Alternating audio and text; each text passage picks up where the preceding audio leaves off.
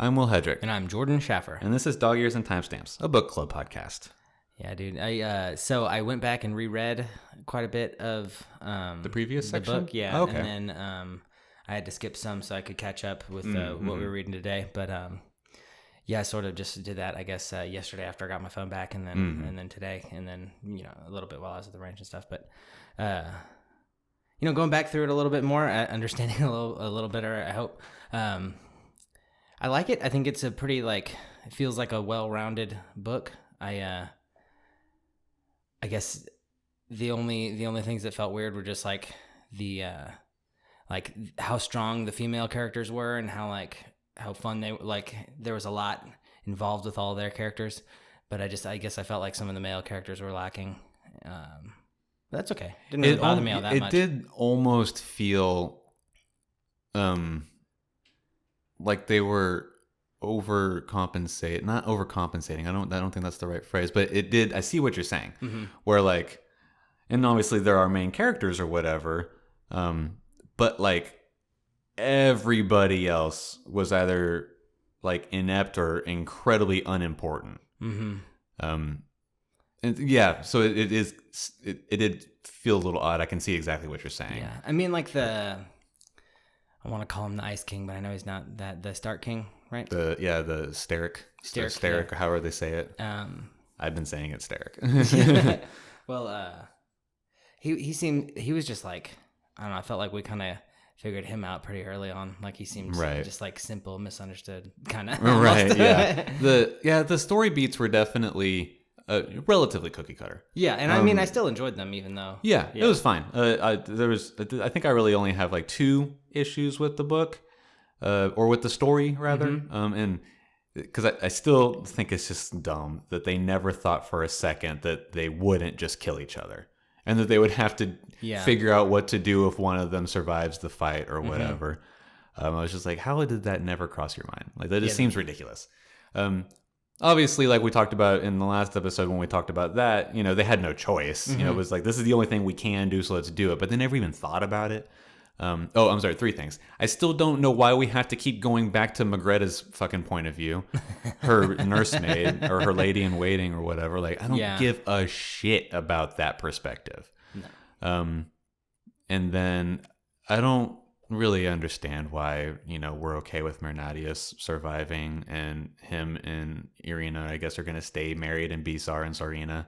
Yeah, she saved him from the demon, technically, because she claimed him through marriage or something, right? And then so he couldn't attack them anymore, because now that was part of his promise, was that he wouldn't ever come after your word is apparently unbreakable when it comes to magic in this universe, which is fine. That's not the first time I've seen something like that. Yeah, it's similar in Aragon. I mean, the spoken language. Right, yeah.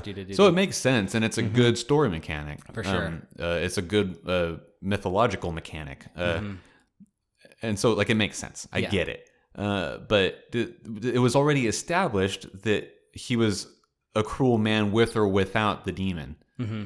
And so why are we okay with him having any sort of redemption? Yeah, I don't know. Unless he's just severely misunderstood. He still never did anything. Yeah, I mean, even whenever they start to by virtue of their plan and them communicating, they start to get to know each other a little bit, Mernadius and Irina, and or at least communicating openly about everything that's happening. There's still nowhere in those interactions where we can then. Or he never does anything to help the situation. He never does anything to fight back against the demon. He never does anything positive, period. Yeah. There's no redemption for him. Yeah, then he's just given redemption. Yeah. I mean, that's the redeeming quality.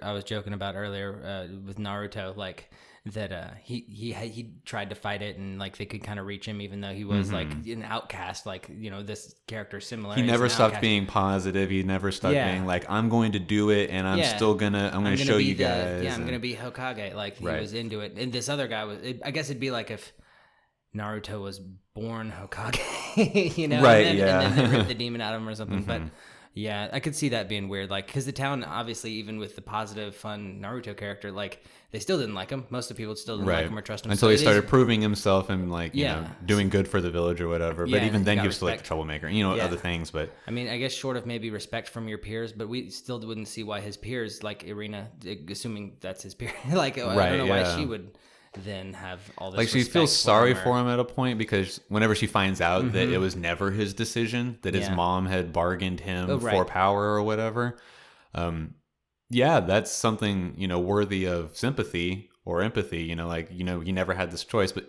now you've never done anything about it. Like, you've never pushed back or fought or done anything. You've just let him devour innocent people. And so why are we okay? I just don't get that one thing.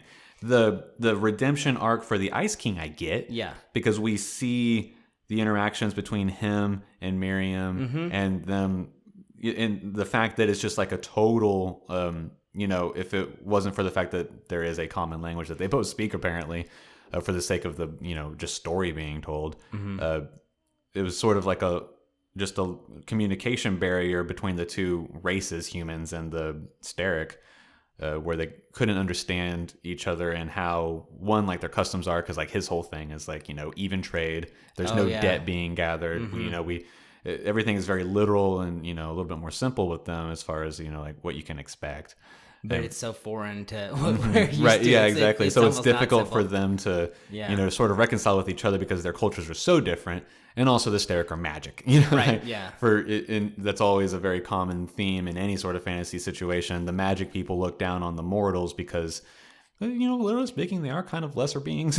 Yeah, no, you're right. And so, like, I get that. And then, but Miriam shows him, no, we can be great, you know, and proves it over and over and over again and gains his respect. And then she gains respect for his people by making those bonds with the three. Yeah. And seeing that, you know, some of these are just people. And, and all these different things. And you learn some intricacies about how the Steric, you know, civilization works and how they have to have winter. And they are kind of upset that they made Chernobog the demon, the Tsar, because then that gave him power to start trying to leak into their world, even though the humans were unknowing that that's what happened and all these things. And so it's just like the redemption arc and the transition for us as readers from seeing the Steric as mythical enemies to being able to sympathize with their civilization is much more well done than the redemption arc from Menadius. For sure. It almost, yeah, it's so...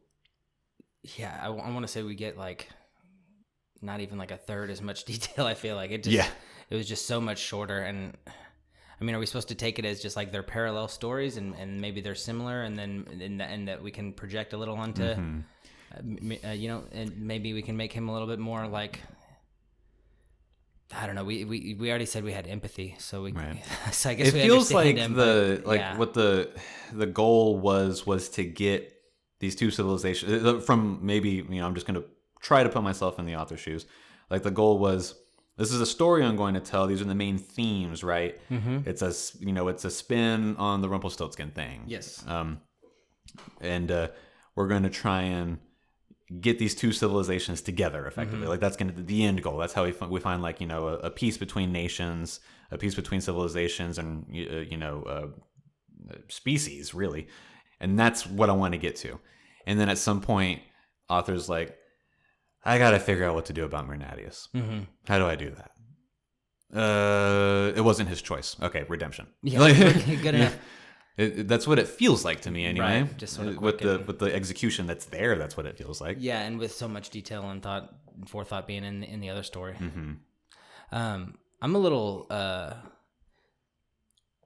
don't know. I liked figuring out that well, let me just ask if I got it right then.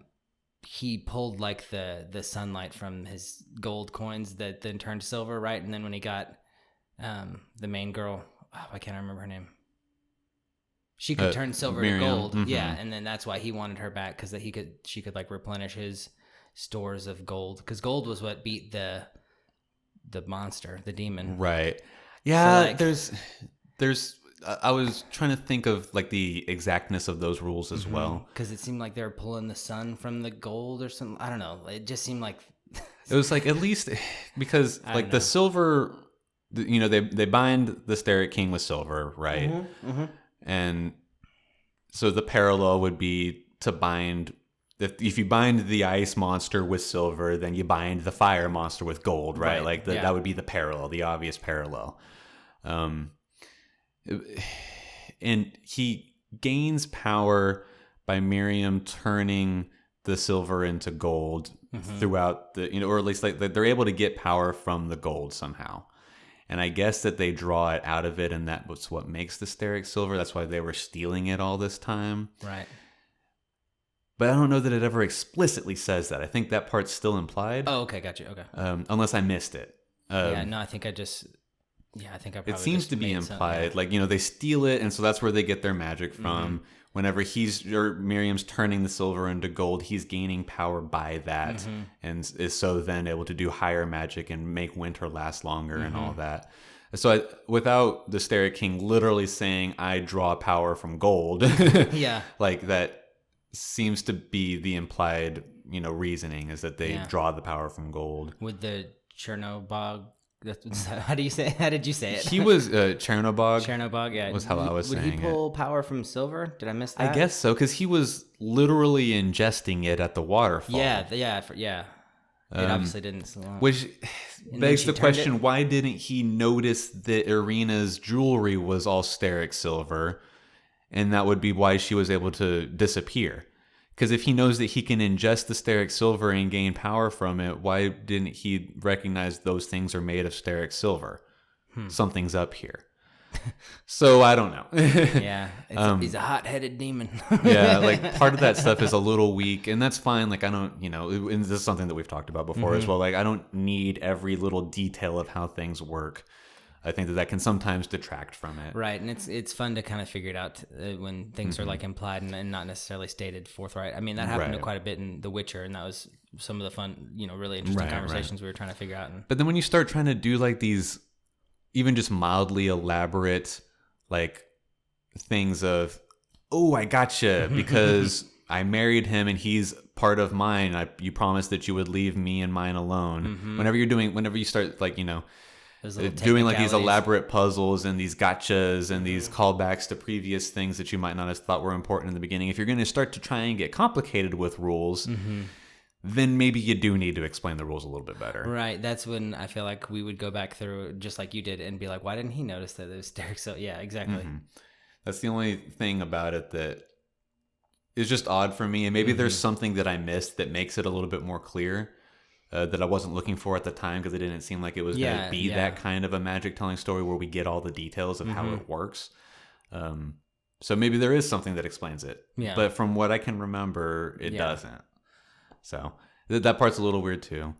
Yeah. But other than that, other than the things that we've already talked about, I think that overall the story is really good. Yeah, it was cool. I know that last week I said that I wasn't totally sold on the Ice King or Renatius yet, and so it was weird that they were trying to suddenly like get us to humanize them, and I wasn't sure how Miriam was going to still be able to kill the Steric King and doom his people to death now that she's gotten ingrained with some of them. I was like, how does they reconcile that? And then almost immediately, whenever they're on the sleigh ride back to go to the dance and all that, he says something, and Miriam's like, okay, yeah, no, I've got no qualms with killing him. And I was like, but you still like those people back there. And so I was like, this is kind of weird, but I ended up being totally fine with his redemption arc. I think it worked very well. I liked that they got married in the end, and now she's the queen. I think that's fitting. I liked that they got married in this crazy way that she wanted to do it. Like it was always his rules, and then at the end they did the Jewish traditional wedding, which I mean, there's a lot of things that, like they said the Jewish prayer over the. Didn't she say like some Jewish? They did, thing yeah, Jewish, gold? Prayer over the tree nut to get it to grow so that they could get back to the Ice Kingdom. And didn't she say something around the gold? Or am I remembering that? Or the silver? Maybe not. Maybe she did. I felt like she did something at some point, but I can't remember what. I think she did the prayer again, but she said the prayer again for the white trees to grow on the soldiers that had died in the battle. Okay. She had blessed it in that way. Yeah, that tree was kind of creepy. Didn't it like run off of lives?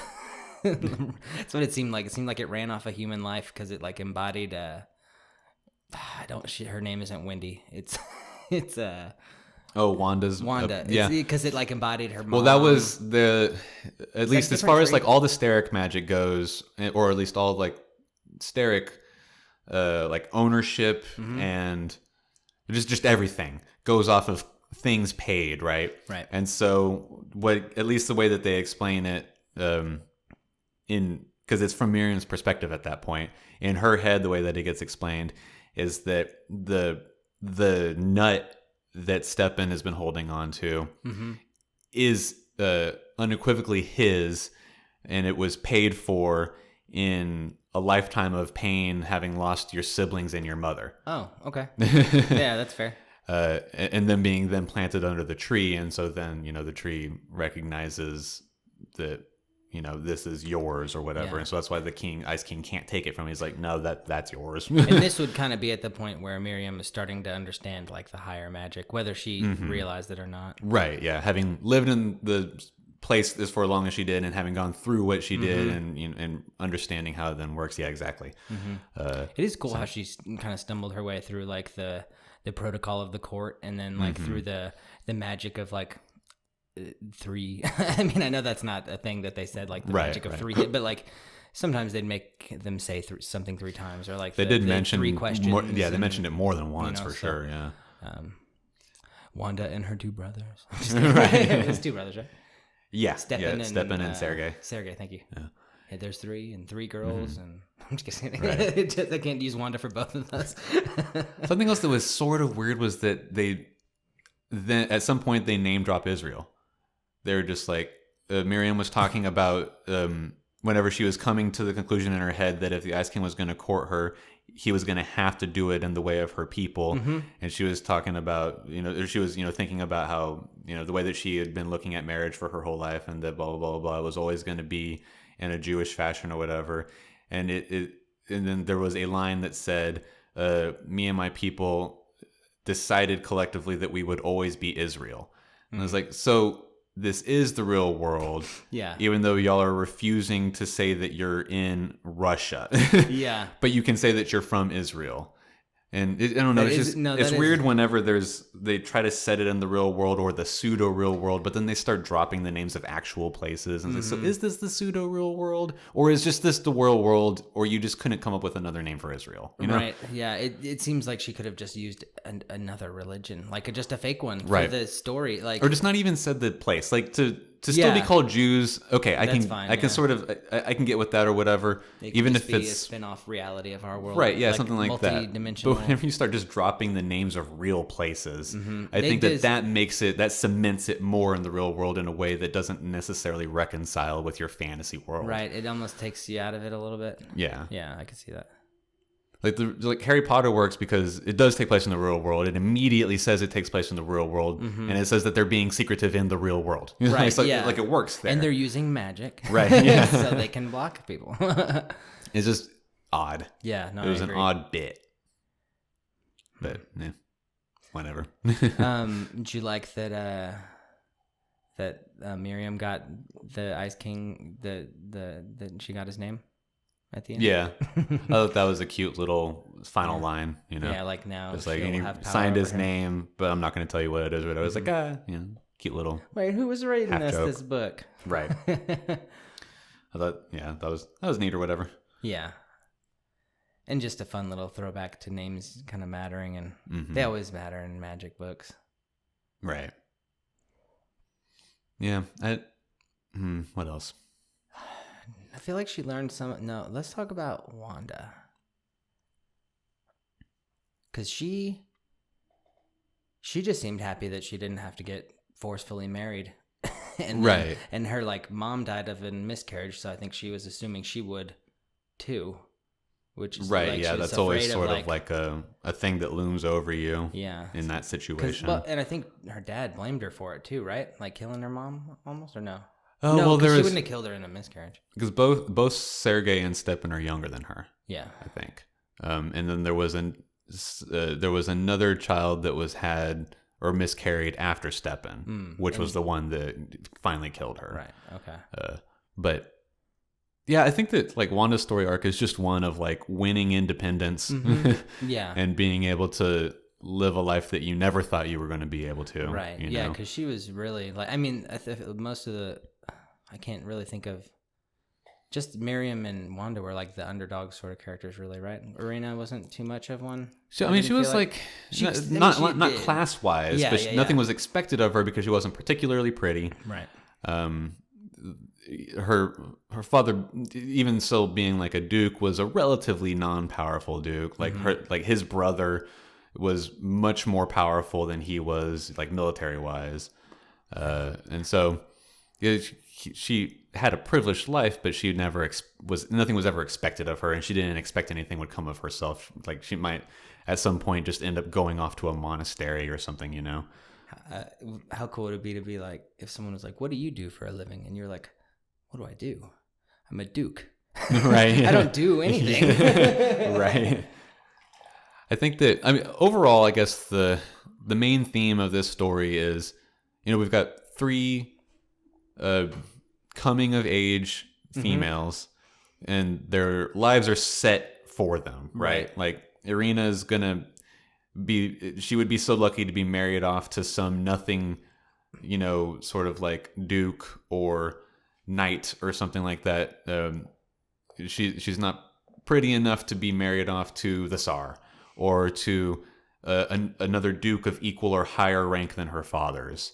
Yeah. It's like she's only ever going to be losing station in life, and she might be of minor political intrigue, like for her father, Right. trading, you know, but very little other than that. and so then she So her happiness transcends is not that a and priority. then, right, yeah. And so she transcends that, becomes married to the Tsar, and is insanely capable at politicking. Right. Wanda is just a farmer's daughter, is just destined to be sold for a pig to some other villager, and is gonna just make babies. Sounds worse when you say it like that. Right, I never thought of it as sold for a pig, but that is like what happens when they're like, Yeah. "Can I marry your daughter? Here's a pig." Right, exactly. And, you know, she doesn't want any of that, and she didn't even, you know, love her brothers. She not didn't in even the know like beginning, what no. love could be, because her household was just one of just like anger Yeah, and with- silence.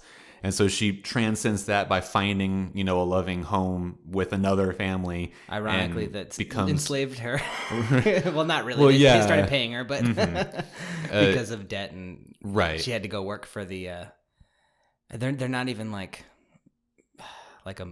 a shoot. What do you call like a guy that you would borrow money from? Well, they were moneylenders. But like a bad one, like in Vegas. Oh, like a loan shark. Thank you. Yeah. I keep thinking. I was thinking some nerdy version of that in this other book that I was listening okay. to. That is like, yeah. So loan shark. So I mean, I know she wasn't like a loan shark. She was just like a money lender, but they were hated almost like loan sharks. Right, You know? yeah. So like to be sold off to this like kind of disliked group, and then be like accepted and grow and learn math, and you know, and her to come up with this plan of, you know, like being able to make money, even though like in the couple years between like when she's supposed to go, like she was only supposed to be there for 4 years or whatever, so she could make money by like she could pay off her debt early but still work for her for a couple years or something. Did she have like this plan to like Yeah, she kinda comes make it out on her to sort own? of cheat her dad, and Yeah. then be able to save up enough money to just get them away or whatever. But so she transcends her lot in life. And then Miriam she's, you know, born into this money lending family, but her father's terrible at it. Her mom almost dies because they're so poor. And then she, you know, steps up and helps and you know, makes it better, but then gets pulled into this, you know, giant thing or whatever. And so she transcends her lot in life and becomes a queen and marries somebody that she actually wants to marry, you know, in the end. And so it's just like, it's a story of these 3 girls that live in a setting where everything is decided for them and none of it is anything that they want, and they transcend that and make their own way. That's what the overarching theme is. Yeah, you can And for the 3 of them, it ends up working out or being done well. Like I know at first I didn't care for Irina, but then when she gets into a politicking position where she can start to actually be like an enjoyable character, I was like, okay, cool. Now I'm in a place where I care about her story. Yeah. And the other two I always cared about. Like for whatever reason, I bought into them pretty quickly. Me too. Yeah. And so it's it being like all that is good or whatever, and I guess that's probably why other characters are a little bit weaker in this book, because it's about these three beating the odds and transcending their, you know, societal destiny. Yeah. And so cool. Yeah. Let's focus on it if that's the point of view. And that might be why too Miriam's story was, you know, a little bit more fleshed out, like because her having to go full from like wanting to kill this guy to then wanting to marry him. It's like and save his people, and then ultimately become their queen. Right? Yeah, that's she had to have the biggest transformation, probably. Right. Maybe not transformation, but like the biggest growth and understanding with at least the the king, and maybe that's why they weren't as fleshed out, because we did get more about him, and he seemed pretty cool. But we still didn't get a lot. Right. And he wasn't cool for a long time. It was almost like right when she started to trick him and like beat him at his own game. Then he's like, okay. And then at the end, he was like, "Can I court you? Here's all my stuff." Right. And then well, it's sort of like really he had like no respect for the entire human race. Oh, and they're like below, and then she proves him wrong several times in her captivity. And then humans are always good at that in stories. Right. Yeah, that's always what happens. That's our only trait. Yeah, we just prove people wrong.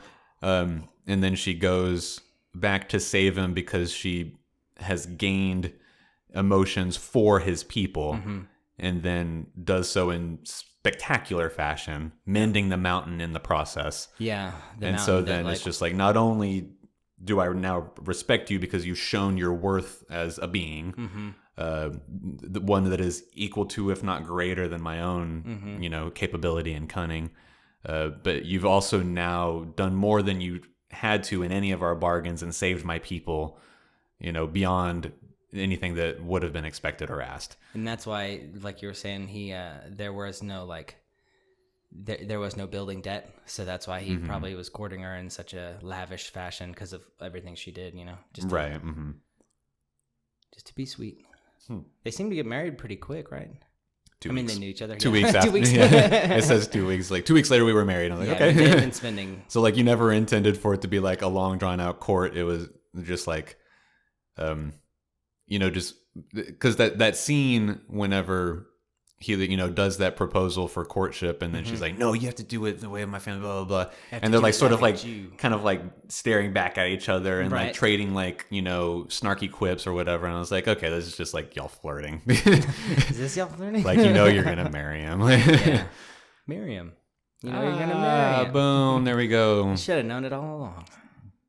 Should have known it from the first page with her name on it. Yeah. She's marrying somebody. She's marrying him. Marrying him.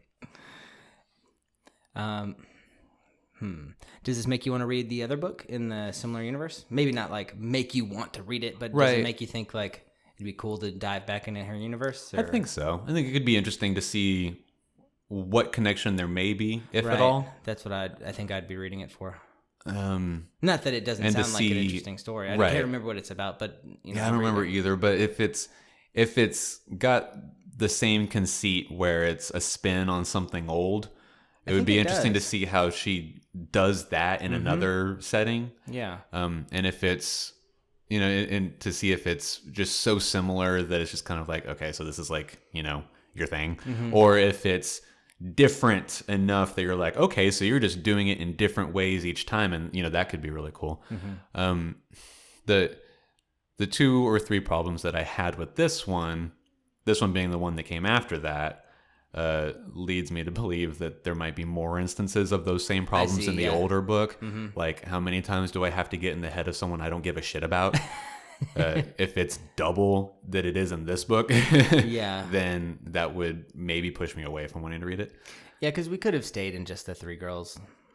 Yeah, I think that it was important to see Steppen's point of view a couple of times, just so we could see what Miriam's parents were doing. Yeah.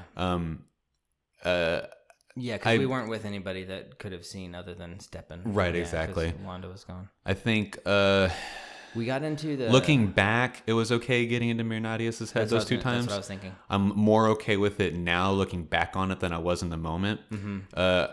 I still have zero need for Magretta looking back even. Like, I don't give a shit about that point of view at all. Completely pointless in my opinion.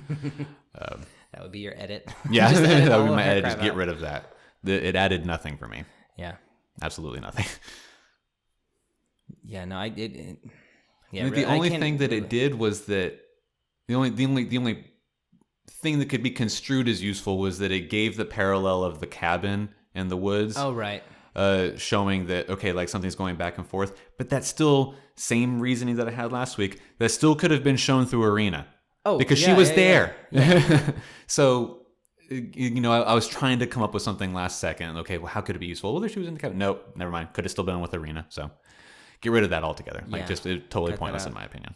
But whatever. Okay, if we ever read it again, we'll just skip that. Yeah, I'll just skip it. Anytime I see I was with Arena, I was like, oh, that means you're with we're now Magretta, and I am skipping to the next section. Pointless, but whatever. Yeah. Was there anything that sort of happened, maybe magically, that you didn't like, or that you would like? Did the fight was it satisfying for you with the it was about what I expected. Yeah. That was pretty cool, I thought. Yeah, it worked out well. Yeah. I think that it was there was nothing in that was beyond what I was given to believe would happen in this universe. Yeah. I liked that it's not like suddenly he was shooting icicles at him or anything. Kind of, just suddenly dramatic. I like that that we stumbled on that storeroom of silver that she had like put away to like help her in the like our first episode. We were talking about her spinning the silver to gold, and well, not really spinning it, but like rubbing it doing her magic to turn it, and then that was fun having that like little Easter egg planted, because that was an obvious one, because that was a big one that she used to deter the king or the Ice King. I like calling him that, even though I know that's not his name. I know.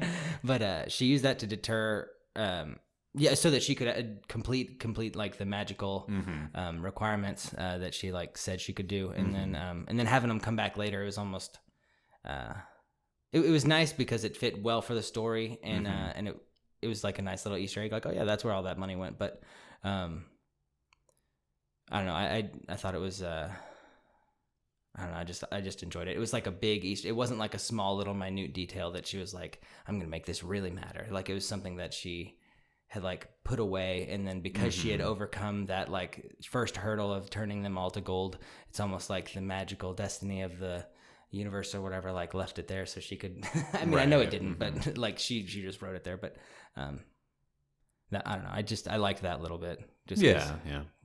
Well, that's good story structure. Yeah, it was. And maybe that's just what I like most about it. It was nice, easy pullback, easy.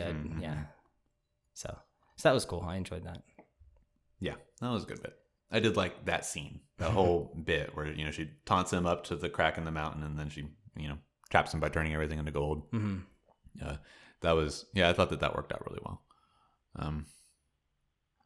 There really wasn't a whole lot that didn't work well.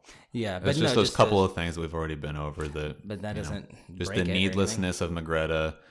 I don't think that the redemption for Nadius worked well, or for Mirnadius. Yeah, right. I don't think that worked well. I don't know. I never bought that. But everything else was, everything else was good, right, and enjoyable, and I don't regret this book.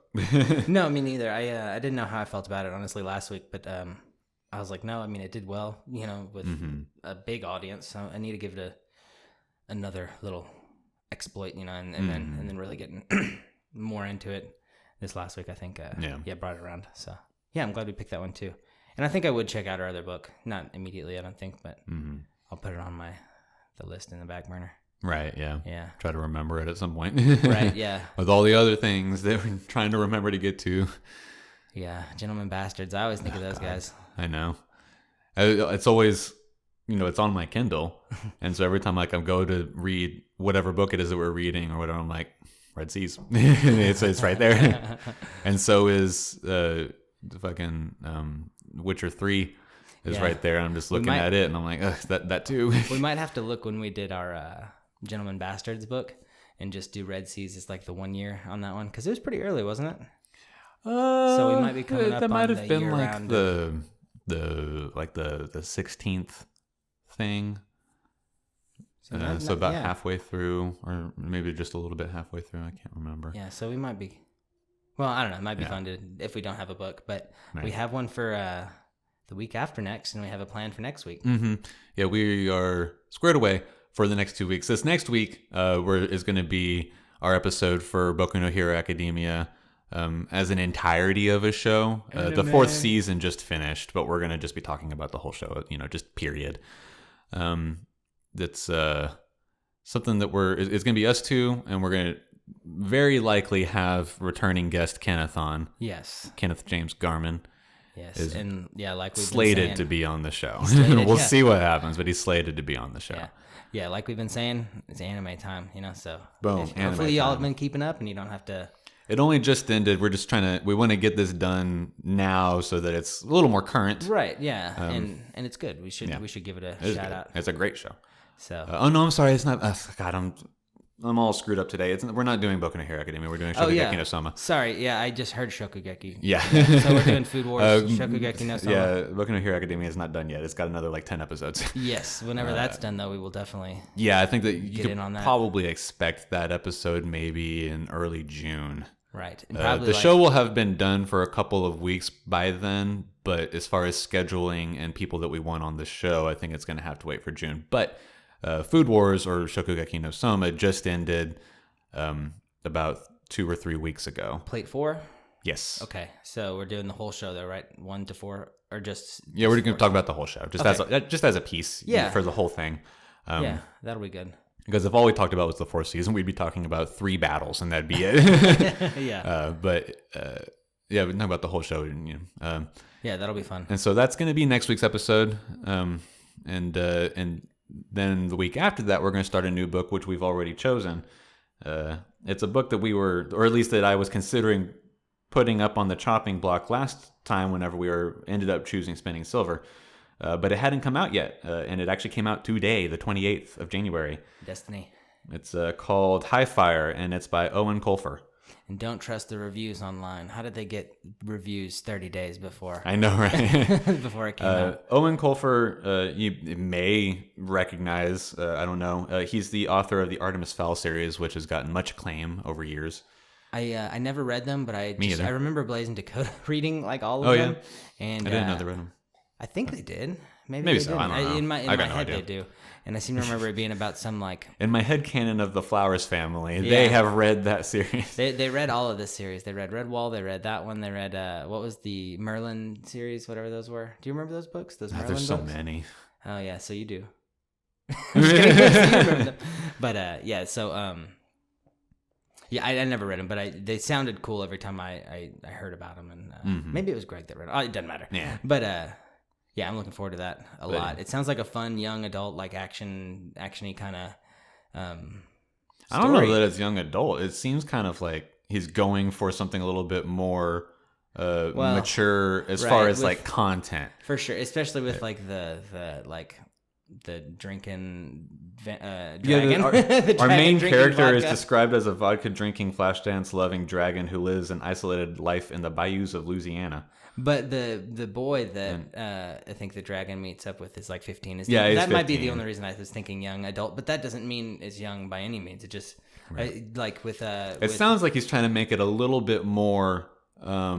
What's the word that I want to use? A little more rated R than PG-13.